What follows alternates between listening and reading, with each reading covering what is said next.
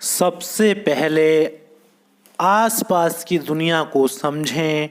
शिक्षा वह चीज़ है जिसे हर व्यक्ति अपने लिए खुद हासिल करता है। यह कोई ऐसी चीज़ नहीं जो कोई दूसरा उसे देता हो या दे सकता हो। स्कूल शिक्षा पाने का एक साधन है, लेकिन एकमात्र साधन नहीं।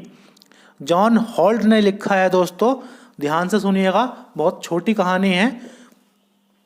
सच्ची सीख ऐसी सीख जो स्थायी और उपयोगी हो, जिससे हम समझदारी के काम कर सकें और आगे भी सीख सकें।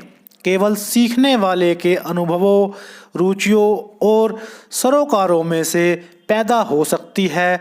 हर एक बच्चे में बिना किसी अपवाद के अपनी दुनिया को समझने की एक असीमित अंदरूनी ललक होती है और वह इस दुनिया में सक्षम बनना चाहता है, उसमें स्वतंत्रता चाहता है। शिक्षा वह चीज़ है जिसे हर व्यक्ति अपने लिए खुद हासिल करता है। वह कोई ऐसी चीज़ नहीं जो कोई दूसरा उसे देता हो या दे सकता हो।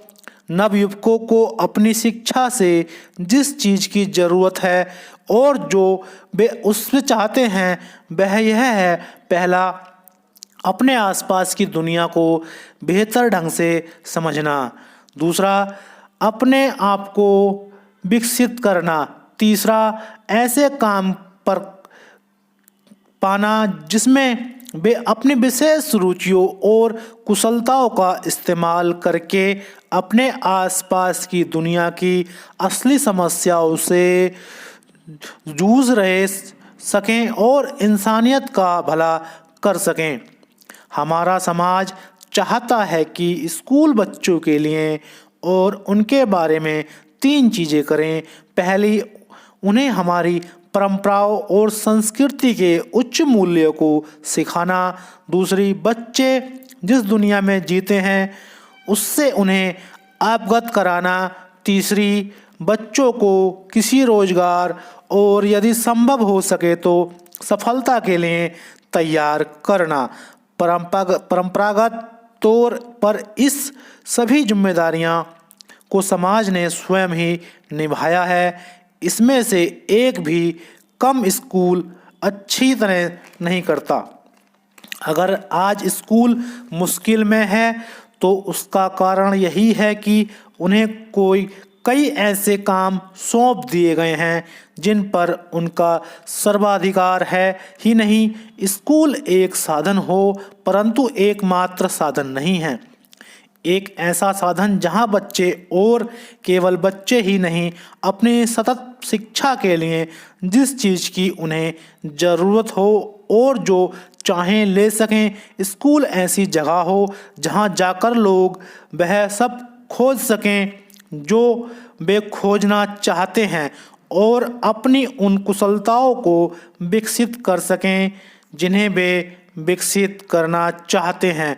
अगर बच्चा खुद को शिक्षित कर रहा है क्योंकि कोई और उसे शिक्षित नहीं करेगा, तो वह स्कूली संसाधनों को किसी वयस्क के ही भांति जब और कोई जैसे वह चाहे इस्तेमाल करने के लिए स्वतंत्र हो। शिक्षा की अमंत राह में रहे सीखने वाला अपना पथ खुद खोजने, चुनने, बनाने के लिए पूरी तरह स्वतंत्र हो। बच्चे चाहते हैं कि वे जल्दी से जल्दी समाज में किसी न किसी रूप में उपयोगी हों।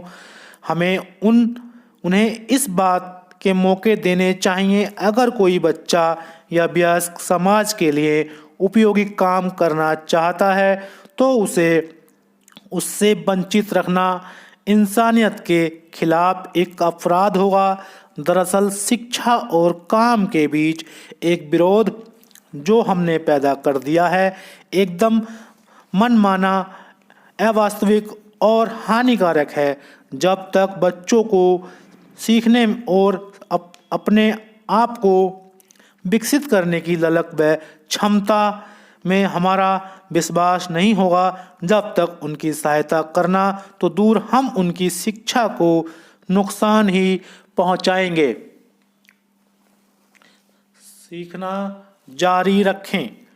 पूरा जीवन जन्म से लेकर मृत्यु तक सीखने की प्रक्रिया है।